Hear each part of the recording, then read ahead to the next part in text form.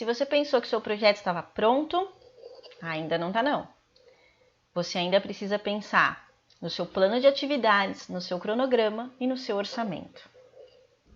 Muitas pessoas confundem plano de atividades com cronograma. Qual é a diferença? Você sabe?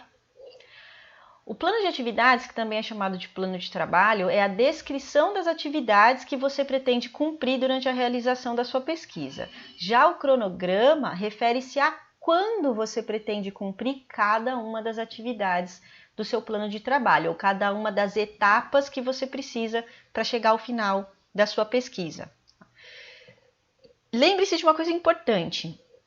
O plano de atividades, ele se refere à execução da sua pesquisa e não ao seu projeto. Tá? Então, você tem que pensar, por exemplo, qual é o tipo de pesquisa que você está fazendo e quanto tempo você vai ter para executar essa pesquisa. Tá? E aí você vai pensar quais são as etapas, né, as atividades que você precisa cumprir para executar essa pesquisa. Você vai descrever nesse plano de atividades minimamente quais são essas atividades e como você pretende cumpri-las.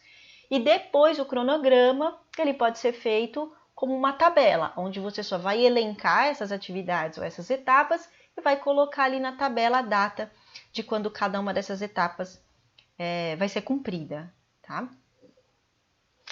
Lembre-se que nessa fase de pensar em realmente tudo que você precisa cumprir. Por exemplo, se você estiver escrevendo um projeto para entrar num mestrado, lembre-se que você, além de executar a sua pesquisa, tem que, por exemplo, cumprir créditos em disciplinas. Você já sabe quantas disciplinas você precisa cumprir? Como é que você pretende distribuir essas disciplinas no seu cronograma?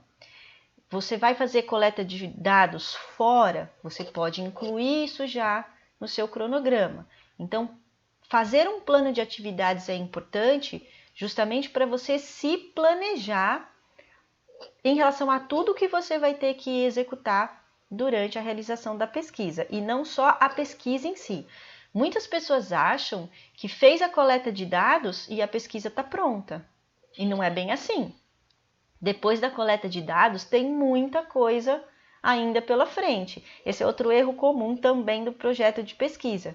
As pessoas acham que se escrever até a coleta de dados, o projeto está pronto. Não está. Da mesma forma, não adianta pensar que na hora que você for executar a sua pesquisa, a parte que mais difícil, que vai tomar mais tempo, é a coleta de dados. Não necessariamente. A gente tem muitas coisas ainda a fazer após a coleta de dados. Né? Você vai ter que tratar esses dados, tabular, interpretar os resultados antes de começar a escrever resultado. Né? Você vai ter que interpretar, fazer teste estatístico, aí você vai ter que escrever um texto, você vai ter que se preparar para a apresentação final. Lembre-se que você tem que entregar esse texto com um tempo de antecedência em relação à sua apresentação. Né? O ideal seria pelo menos um mês antes da sua apresentação você estar com esse seu texto pronto para entregar para a banca, para que a banca tenha tempo de ler.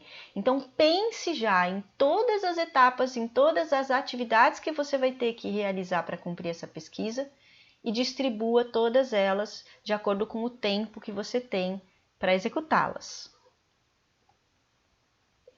Uma sugestão que eu dou para os alunos que eu oriento é: comecem o cronograma de trás para frente. Pensem qual é a última atividade que você tem que cumprir e qual é a data limite que você tem para cumprir essa última atividade. E depois você vai distribuindo as outras atividades partindo deste ponto final. Tá? E pense na distribuição ideal. Quanto tempo você vai precisar para triar os seus participantes, quanto tempo você vai precisar para fazer a sua coleta de dados, para interpretar os resultados, para escrever o texto. Tá? Então, se você tiver essa visão já do final, do ponto final, fica mais fácil, ao meu ver, você distribuir de uma maneira mais uniforme as atividades para que você não chegue lá no finalzinho, que é geralmente a parte que você está escrevendo o texto, e você não tem mais tempo para isso. Aí você deixa tudo lá espremidinho. Geralmente não sobra tempo para escrever a discussão e você escreve, que é uma das partes mais complicadas de se escrever quando você está terminando lá a sua pesquisa, né? Ou não sobra tempo para você escrever o seu artigo científico, então se planeje para isso e a minha dica é comece da última data, ou seja, de trás para frente. Algumas coisas importantes para você lembrar quando você está escrevendo o seu cronograma. Primeiro, o seu objetivo deve ser compatível com o seu cronograma. Cuidado com coisas demais para serem feitas em pouco tempo. Às vezes a gente pega projetos que têm 5, 6, 7 objetivos específicos e é um projeto para ser executado em um ano, com desenhos longitudinais, por exemplo. Talvez você não tenha tempo suficiente para executar a pesquisa. Ah, mas dá tempo de fazer a coleta. E todo o resto que vem depois? Dá tempo também? Esse tempo é suficiente? Segundo, comitê de ética. Não se esqueça que a triagem dos participantes e o início da coleta de dados só podem ser feitos após a aprovação do projeto pelo comitê de ética em pesquisa. Então, conheça o comitê de ética que você vai ter que submeter ao seu trabalho. Cada comitê de ética acaba tendo um prazo um pouco específico. Geralmente, isso está descrito na homepage dos comitês de ética. Então, se planeje, coloque isso no seu cronograma também. Terceiro, compra de materiais. Você vai precisar comprar alguma coisa? Se você for precisar comprar alguma coisa, material de consumo, sei lá, um reagente, um marcador, imprimir coisas. Quanto tempo demora para chegar isso que você precisa comprar? Preciso de um equipamento novo. Quanto tempo demora para chegar? Tá? Planeje, coloque isso também no seu cronograma.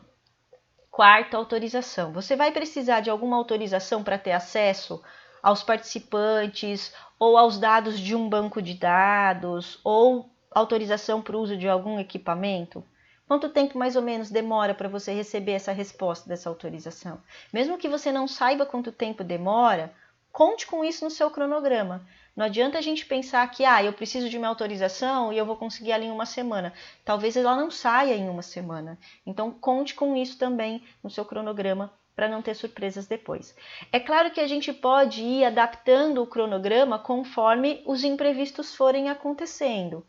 Mas é importante você se esforçar para cumprir esse cronograma. Então, também é importante você pensar num cronograma viável de ser executado. Tá? Se você não cumprir esse cronograma, ou se esse cronograma não for adequado para o seu tempo, para o tempo que você tem para desenvolver a sua pesquisa, quem vai sofrer no final é você, que vai chegar no final com pouco tempo para finalizar o seu texto, por exemplo.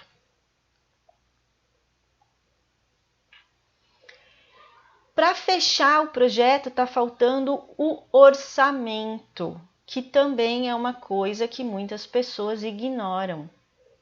Não existe pesquisa sem custo. Isso é fato, por exemplo, para o comitê de ética.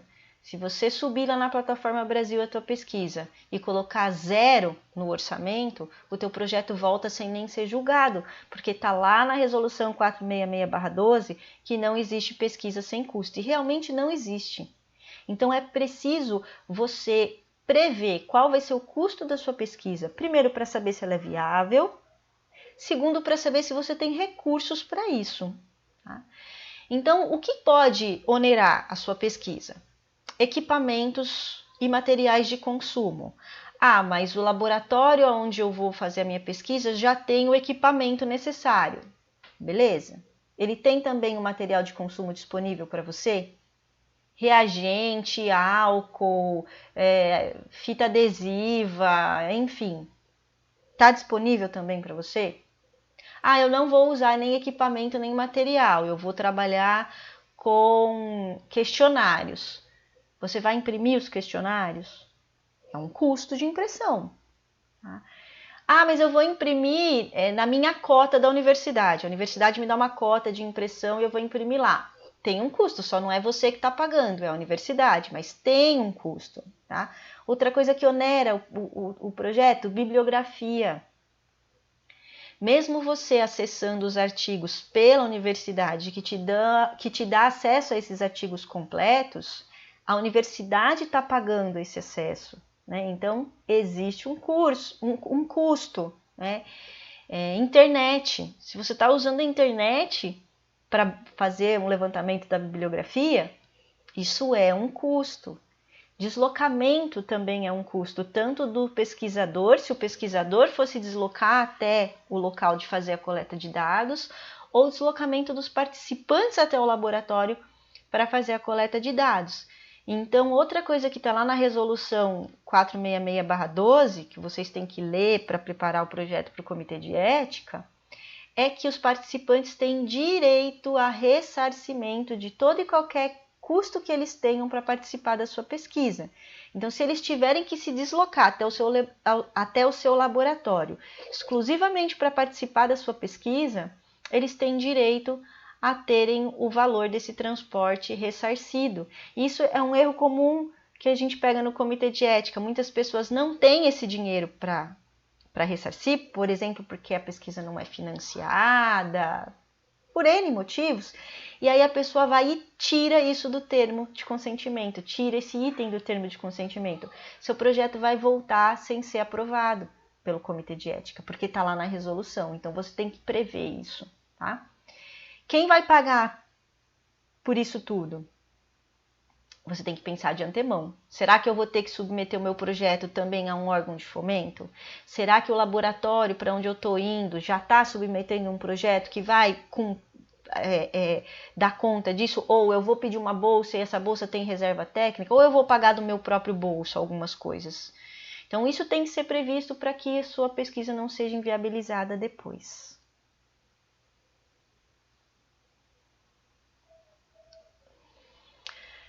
Por último, falta fazer as formatações e as correções finais. Então, a hora que você terminar o seu projeto, leia ele novamente, do início ao fim. Procure por erros de digitação, procure por erros de formatação. Siga as normas do local onde você está submetendo esse projeto. Se é um trabalho de conclusão de curso, siga as normas da sua biblioteca. Se é um processo seletivo, siga as normas desse processo seletivo.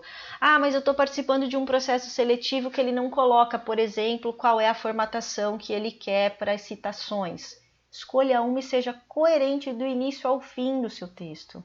Então não adianta às vezes você escrever o nome do autor tudo em caixa alta, depois não.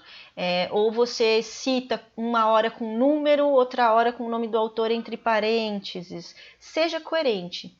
Se não está pedindo uma formatação específica, escolha a que mais lhe agrade e seja coerente. Normalmente, para trabalhos em português, é pedido para seguir as normas da ABNT.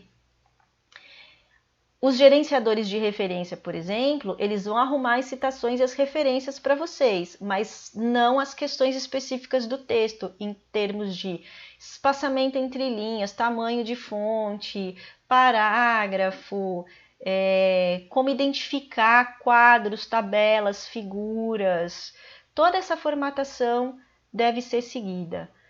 É uma parte que às vezes muitas pessoas consideram chata do trabalho. Eu particularmente considero essa parte de formatação extremamente chata, mas ela é extremamente necessária e você vai passar por isso durante toda a sua vida acadêmica, tá? Então, fique atento à formatação. Não é função depois do teu orientador corrigir formatação. Ele até vai corrigir, mas é sua função conhecer as normas de formatação e escrever um projeto coerente de acordo com as normas. Bom, finalizamos aqui a nossa sequência de vídeos. Espero que essas dicas sejam úteis para quem está escrevendo o seu projeto de pesquisa. Deixem nos comentários se vocês acharam que ajudou, se vocês têm algumas dúvidas, se querem mais materiais específicos que eu vou produzindo conforme vocês forem pedindo. Sucesso no projeto de vocês!